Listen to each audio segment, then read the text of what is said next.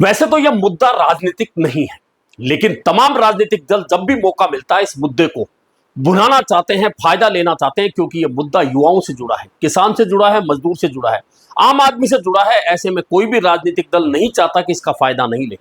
वैसे राजनीतिक मुद्दा नहीं होने के बावजूद राजनीतिक लोग इसका लाभ लेते हैं। और क्यों लेते हैं? क्योंकि मुद्दा ही ऐसा है। और इस मुद्दे को लेकर कई बार सरकारों को जहां परेशानी का सामना करना पड़ा है, विपक्ष ने इन चीजों का फायदा उठाया है।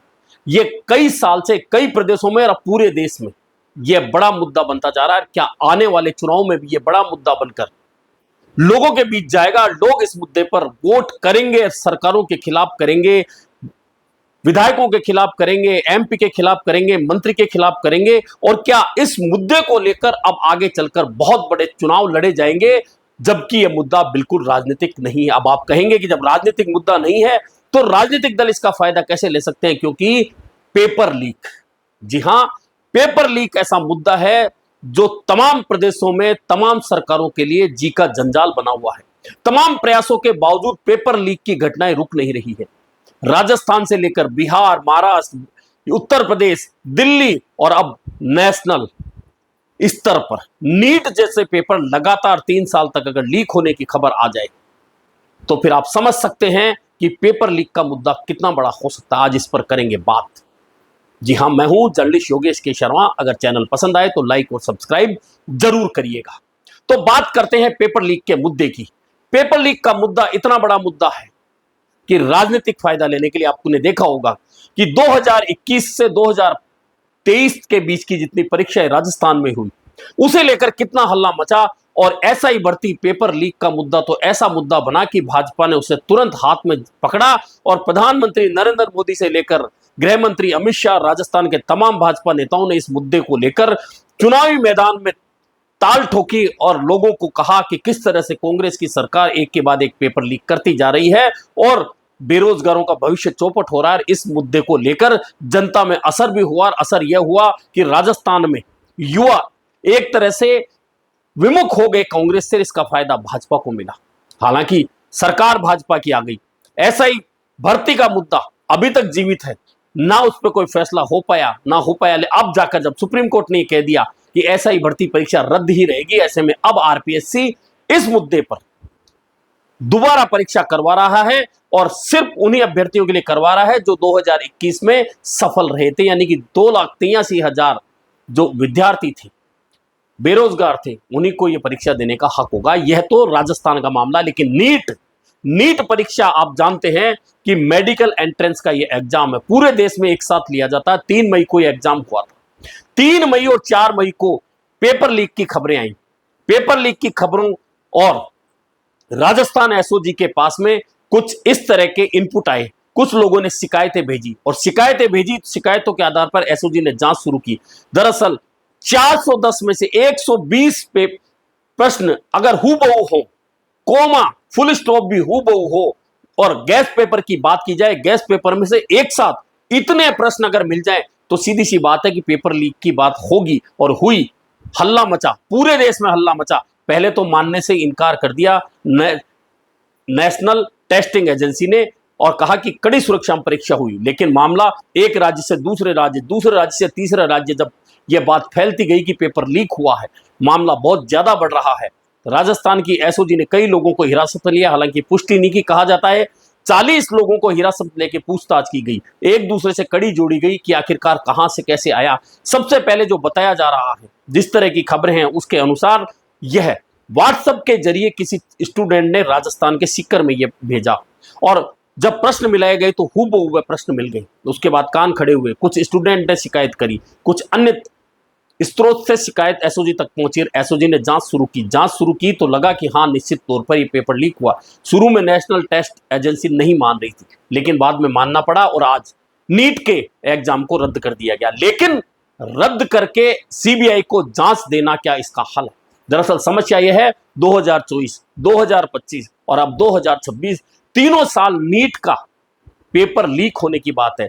24 और 25 में इस बात को मानी नहीं गई, लेकिन 26 में यह पेपर लीक होने की बात को स्वीकार करते हुए और इसकी जांच सीबीआई को देते हुए इसे रद्द कर दिया गया। लेकिन बात अब राजनीतिक, जो बात मैं कह रहा हूं, राजनीतिक बात यह इसलिए है कि पेपर लीक का मुद्दा ऐसा है जिससे आम लोगों का भविष्य जुड़ा है। आम लोगों का क्यों जुड़ा है कि नीट का एग्जाम देने के लिए पूरे साल जो तैयारी स्टूडेंट करता है, वह एक गरीब का, मजदूर का बच्चा होता है, वह किसान का होता है, एक साधारण कर्मचारी का होता है, एक प्राइवेट निजी काम करके अपना परिवार चलाने वाले का बच्चा होता है। साल भर वह फीस देता है, कई जगह कोचिंग में जाता है, कई जगह बाहर भेजना पड़ता है, उसकी तैयारी करता है, लाखों रुपए खर्च होते हैं, और उसके बाद नतीजा यह है कि पेपर लीक हो गया। पेपर लीक हो गया तो आप सोच सकते हैं उसे स्टूडेंट पे नहीं बल्कि उन माँ बाप पे क्या गुजरती होगी जो पूरे साल 5, 7, 10 लाख रुपए खर्च करके बच्चे को तैयारी कराते हैं। तैयारी करके बच्चा पेपर देकर आता है और वापस आकर कहता है कि मेरा पेपर बहुत अच्छा हुआ, लेकिन उसके बाद जब खबर आ जाएगी पेपर लीक हो गया तो क्या बीतती है उस पर। इस बात को समझना बहुत जरूरी है। परीक्षा चाहे राजस्थान की कोई पेपर लीक की हो, बिहार की हो, महाराष्ट्र की हो, उत्तर प्रदेश की हो, दिल्ली की हो, हरियाणा की हो, कहीं की भी हो, और अब ये नेशनल टेस्टिंग एजेंसी की नीट परीक्षा की हो, सब जगह मां बाप किस मनोस्थिति से गुजरते होंगे। लाखों रुपए लगाने के बाद अपने बच्चे की वो तैयारी करवाते हैं और पेपर लीक हो जाता है, सपने कुचल दिए जाते हैं। अब इसका क्या समाधान हो? तमाम सरकारें बातें करती हैं, लेकिन सरकारें बातें करें, विपक्ष आरोप लगाए, लेकिन इनका हल, सरकारें बदल जाए लेकिन हल नहीं मिलता है। अब आप देख लीजिए, 22 लाख स्टूडेंट नीट परीक्षा में बैठे थे, 22 लाख परिवारों पर क्या टूटी है, क्या विपदा आई है, यह कौन समझेगा? कांग्रेस है, आप है, तमाम विपक्षी पार्टियां अब भाजपा सरकार पर बरस रही है। राहुल गांधी से लेकर तमाम राज्य के कांग्रेस के नेता लगातार, चाहे अशोक गहलोत हो, टीकाराम जूली हो, गोविंद सिंह डोटासरा हो, दिल्ली में अरविंद केजरीवाल हो, समाजवादी पार्टी हो, तमाम नेता अब भाजपा को निशाने पर ले रहे हैं। नमस्कार, मैं आज 24 लाख स्टूडेंट से बात करना चाहता हूं जिनको नीट पेपर लीक से नुकसान हुआ। सड़क से संसद तक हम आपके साथ खड़े हैं। 24 लाख स्टूडेंट से मैं कहना चाहता हूं, आप अकेले नहीं हो। पिछले 7 साल में 70 बार पेपर लीक हुआ है और 2 करोड़ युवाओं को पेपर लीक से नुकसान हुआ है। एक साथ हम ये लड़ाई लड़ेंगे और ये लड़ाई जीतेंगे। और मजेदार बात यह है कि धर्मेंद्र प्रधान जो केंद्रीय मंत्री हैं, जिनके अधीन ये सब कुछ आता है, अब विपक्ष का आरोप है कि 3 साल से लगातार पेपर लीक की चर्चा है, लेकिन धर्मेंद्र प्रधान अपने पद पर बने हुए। वैसे पद पर हटा देना किसी मंत्री को, दूसरे को ले आना समस्या का हल हो भी नहीं सकता है। हालांकि यहां भाजपा सरकार में एक बात है कि भाजपा पेपर लीक को राजस्थान में मुद्दा बना सकती है। राजस्थान में कांग्रेस की सरकार के मुख्यमंत्री और मंत्रियों को आरोपित बताकर उनसे इस्तीफे की मांग कर सकती है, लेकिन जब भाजपा की सरकार हो, भाजपा की सरकार पर उंगली उठ रही हो, तो फिर यह मांग दब जाती है। देखिए, मैंने कल ही कहा था मीडिया को भी, ये समझ के परे है कि जब 3 तारीख को एग्ज़ाम हुआ था और छात्रों ने, अभ्यर्थियों ने 3 और 4 तारीख को ही पुलिस को रिपोर्ट कर दी, तो कोई परवाह नहीं करी पुलिस ने। फिर उन छात्रों ने एनटीओ को लिखा, तब जाके उन्होंने डीजी पुलिस को, मैंने सुना है, या इतला करी कि भाई ये शिकायत हमारे पास आ रही, राजस्थान से आ रही। तब केस एसओजी को दिया गया, उन्होंने 20-30 लोगों को अरेस्ट कर लिया। पर ये समझ के परे है क्या कारण था कि एफआईआर तक दर्ज नहीं कर रहे थे। मैंने कल ही मांग करी कि आप एफआईआर दर्ज क्यों नहीं कर रहे हो? आपने बैठा रखा उनको, आप उनका अरेस्ट करें, कार्रवाई शुरू करें, जांच शुरू करें। पूरे राजस्थान की बदनामी हो रही थी। पर ये समझ नहीं आ रहा कि स्टेट गवर्नमेंट ने क्यों ऐसे इंस्ट्रक्शन दिए होंगे। एसओजी संस्था जो है उनके अधिकारियों में असमझ पैदा हो गई कि हम कार्रवाई आगे बढ़ाएं नहीं बढ़ाएं। अब यह मांग कांग्रेस उठा रही है क्योंकि मामला हिसाब बराबर का है। इधर राजस्थान में आरोप लगते हैं कांग्रेस पर कि पेपर लीक एक के बाद एक कई होते चले गए। अब जब पलटवार का मौका मिला है, हालांकि इससे पहले भी राजस्थान प्रदेश कांग्रेस के अध्यक्ष गोविंद सिंह डोटासरा ने 10 से ज्यादा पेपर की लिस्ट दी थी जो पेपर आउट हुए थे, लेकिन भाजपा सरकार उन्हें मानने को तैयार नहीं। लेकिन अब चूंकि पूरे देश के विद्यार्थी, पूरे देश के लोगों से जुड़ा हुआ यह मामला है, ऐसे में कांग्रेस हमलावर होगी।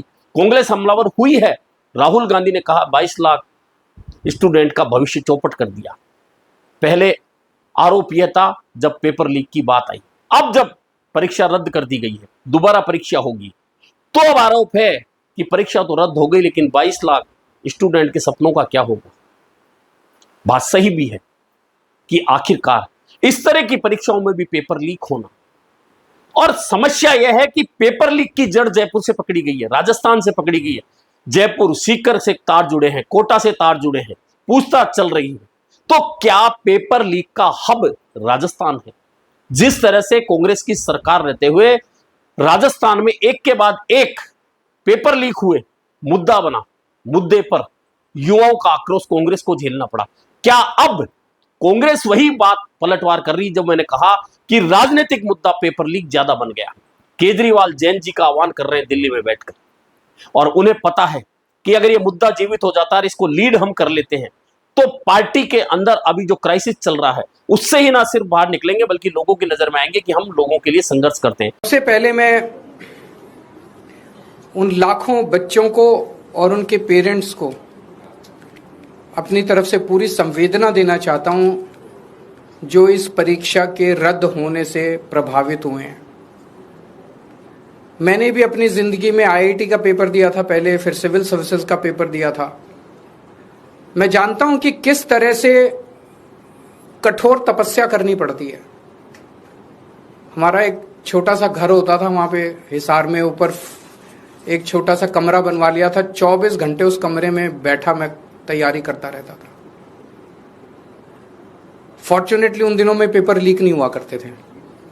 कांग्रेस भी यही सोच रही है कि हम पर आरोप थे, अब सीधे भाजपा की केंद्रीय सरकार पर है, क्योंकि केंद्रीय सरकार की नेशनल टेस्टिंग एजेंसी है, केंद्र सरकार के मंत्री हैं जिनके अधीन ये विभाग आते हैं, वे परीक्षा कराते हैं। तो अब कांग्रेस इसलिए हमलावर हो रही है कि हम पर जो दाग लगे थे वह कोई बात नहीं, लेकिन अब बीजेपी पर भी वे दाग लगे हैं, ऐसे में हमलावर हो जाइए। कांग्रेस हमलावर हो रही है, यानी कि जो मुद्दा राजनीति की बजाय तमाम दलों को बैठकर यह सोचना चाहिए। सरकार आज यहां भाजपा की है, पहले कांग्रेस की थी। दूसरे प्रदेशों में भी सरकारें बदलती रहती है, केंद्र में भी बदलती रहती है, फिर कोई दूसरी सरकार आ जाएगी, भाजपा आ जाए, कांग्रेस आ जाए, तीसरे दल की आ जाए, लेकिन तमाम दल बैठकर कभी ये नहीं सोचते कि आखिरकार स्टूडेंटों पर, खासतौर पर गरीब परिवार से जो बच्चा पढ़ लिख कर साल भर मेहनत कर कर ऐसी परीक्षा देता है और वह सोचता है मेरा पेपर बहुत अच्छा हुआ, मैं पास हो जाऊंगा, और पास होने की खबर से पहले पेपर के तुरंत बाद उसके पेपर लीक की खबर आ जाती है। तो सोचिए एक पढ़ने लिखने वाला स्टूडेंट और उसे पढ़ाने वाले भी गरीब माँ बाप पर क्या गुजर रही है।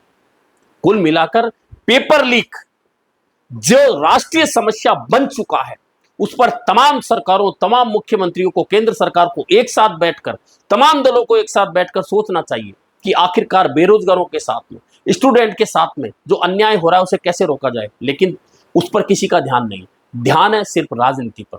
भाजपा को मौका मिला तो कांग्रेस को कटघरे में खड़ा कर दिया, कांग्रेस और आपको मौका मिल रहा है, समाजवादी पार्टी को मौका मिल रहा है तो भाजपा को कटघरे में खड़ा कर रहे हैं। लेकिन इस राजनीति का नतीजा राजनीतिक दलों को कुछ वोटों के रूप में मिल सकता है, लेकिन उन स्टूडेंट को क्या मिलेगा, उन माँ बाप को क्या मिलेगा, उस आम आदमी को क्या मिलेगा जो अपने बच्चों को पूरी मेहनत के साथ में आगे बढ़ाने की कोशिश करते हैं और नतीजे ऐसे आते हैं।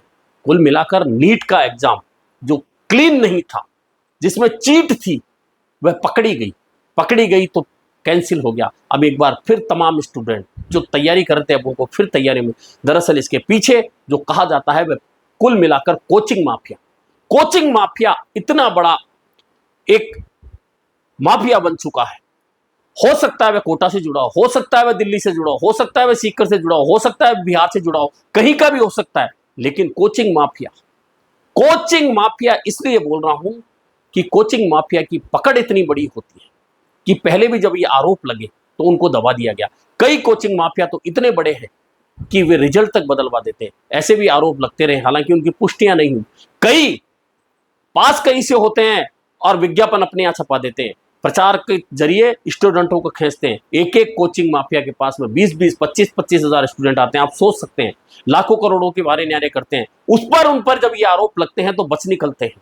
और यही कारण है कि ऐसे बड़े कोचिंग माफिया जब बचकर निकल जाते हैं तो पेपर लीक की हिम्मत बढ़ती है, पेपर लीक करने वाले माफियाओं की हिम्मत बढ़ती है और एक के बाद एक पेपर लीक होते चले जाते हैं। अगर इन कोचिंग माफियाओं पर शिकंजा कस दिया जाए, कितना ही बड़ा आदमी हो, कितना ही बड़ा कोचिंग माफिया हो, अगर उसका नाम उससे जुड़ता है और उसके गिरेबान में अगर हाथ डालकर कानून उसे ले जाता है तो निश्चित मानिए कि डर बैठता है। हालांकि राजस्थान में जब पेपर लीक की घटनाएं हुई उसके बाद में राजस्थान की कांग्रेस सरकार ने जो कानून बनाया, 10 करोड़ तक की पेनल्टी, जुर्माना वसूलना, संपत्ति को कब्जे में लेना, उसे ध्वस्त करना, ये जब कानून बनाए तो निश्चित है इसका असर भी हुआ। राजस्थान में बहुत सारे माफिया कांग्रेस सरकार ने पकड़ना शुरू करा और आगे कार्रवाई चलते चलते भाजपा की सरकार ने भी इस कार्रवाई को आगे बढ़ाया और लगातार ये कार्रवाई चल रही है। लेकिन इसका हल अभी तक स्थायी रूप से नहीं मिल पाया है कि आखिरकार वह कौन सी पद्धति अपनाई जाए कि कोई भी पेपर लीक नहीं हो और युवाओं के सपने नहीं टूट पाए। अभी के लिए इतना ही, फिर मिलेंगे नए मुद्दे पर चर्चा के साथ।